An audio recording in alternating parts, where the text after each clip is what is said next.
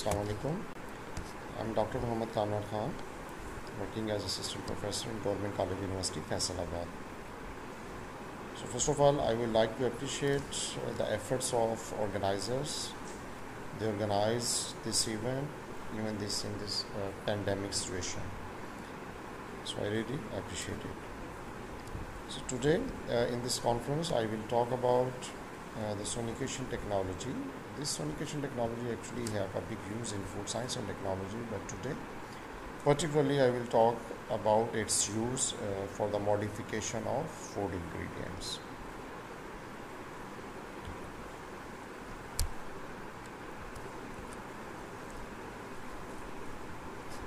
So before I start, I would like to have a brief review of era of food technology.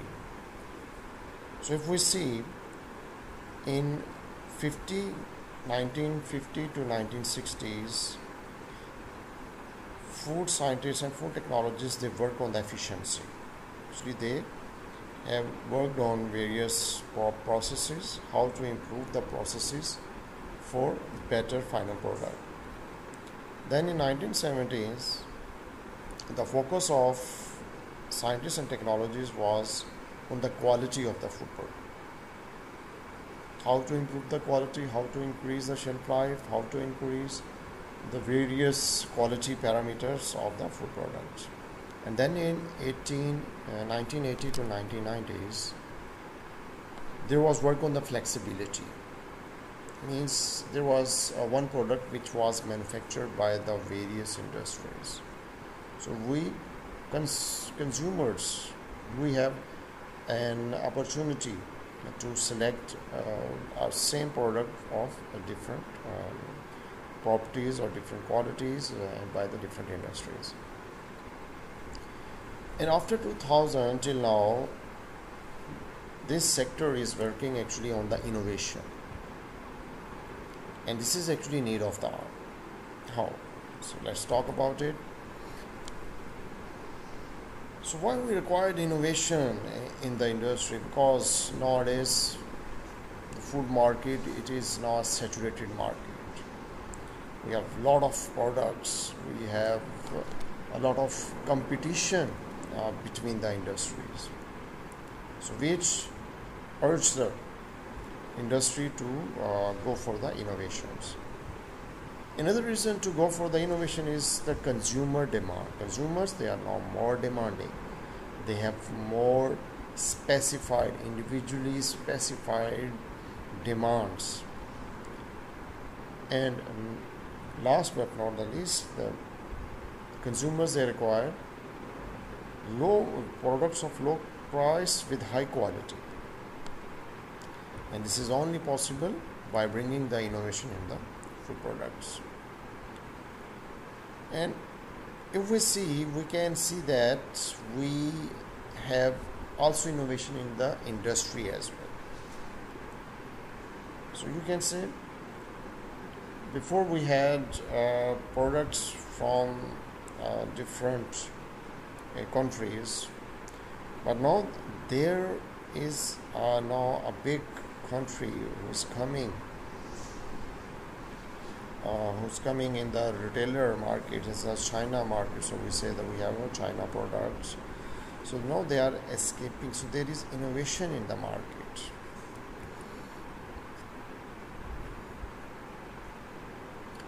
So here I would like to talk about various innovations, various types of the innovations. So innovation can be in the product.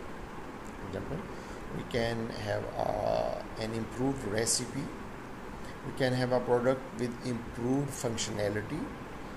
So if I talk about the functionality, means the performance, it's easier to use and it's healthy.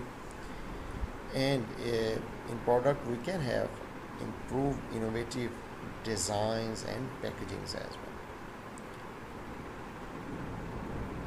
well. Now industries are also working on the processes. They are bringing the innovation in processes.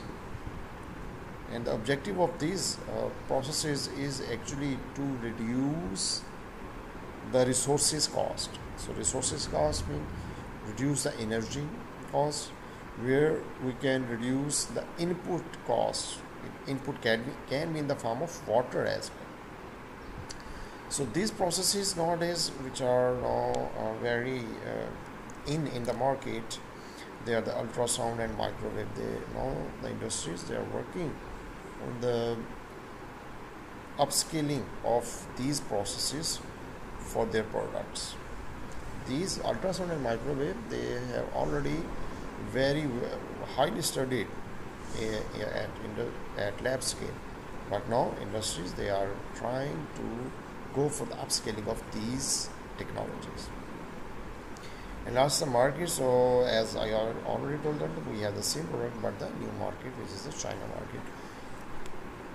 Today my topic will focus on two innovations. So one is the functionality. So we have the same ingredient but with improved functionality. And second is the ultrasound. So let's come to the ultrasound. So ultrasound, first of all, it is an environmental friendly technology. So these are just sound waves. So this technology have no harmful effect on the product. So ultrasound is studied for food processing, food preservation, and extraction. Particularly, it is highly studied for the extraction of very useful components from the plant products. So where comes ultrasound actually? So here is complete scale of sound waves for up to 20 hertz of frequency. We have infrasounds which can be used to detect some earthquakes or some disasters. Then from 20 hertz to 20 kilohertz we have acoustic sound. Acoustic means which are the inhuman bearing sounds. And from 20 kilohertz to 2 megahertz is the power ultrasound. So this range is actually used for various industrial applications. It has many, so this range of sound waves have many mechanical and chemical effects as well. And above 2 megahertz we have diagnostic ultrasound. So this range is actually used for food industry applications as well. So briefly, actually ultrasounds, they travel in various, you can say, refraction and compression cycles. And when these cycles comes in liquids, what happened actually, there is a formation of bubbles, and after that, after in microseconds, these bubbles burst. When they grow in bigger size, they burst, and then there is a release of energy and the pressure, and this phenomena is called the acoustic cavitation.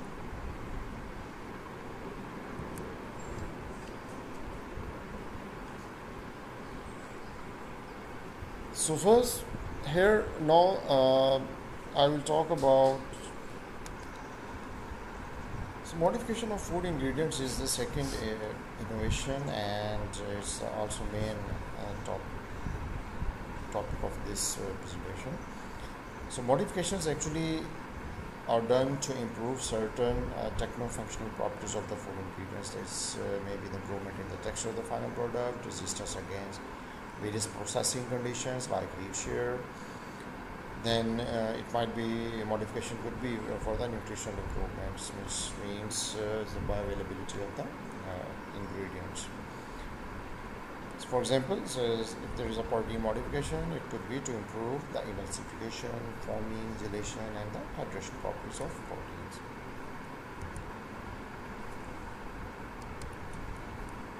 So already we have various conventional modification methods which are categorized as chemical, enzymatic, and thermal. So these methods actually have various drawbacks. For example, formation of byproducts, we have post-treatment purification steps, we have less control on the process, and there is a degradation of other compounds. So why ultrasound against these modifications? Because if we see that these modifications already existing modifications, there are various drawbacks, which could be the compound degradation, enzyme denaturation, so health rate raise, and some technologies they are the costly in comparison to the ultrasounds. So here I would like to present a study about quinoa seed protein isolates. So ultrasound has been applied on these protein isolates, and we can see that so the 0 is with means there is no treatment, and we have 5, 15, 25 and up to 35 minutes of the treatment. At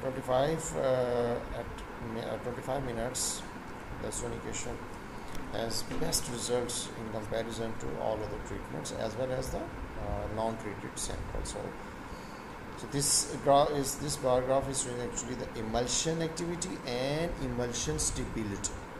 So it means if we use this treatment, so we can have improved qualities in terms of the emulsification. Second is actually it talks about the water binding capacity and the oil binding capacity, and it can also be seen that we have the best at 25 minutes. This study was done by Mir et al. In 2019. So just short of time, so I'm going to conclude that ultrasound is more efficient to modify the food ingredients and safe to apply. So if you have some questions about this presentation, or if you want to inquire some more information, so you can contact me.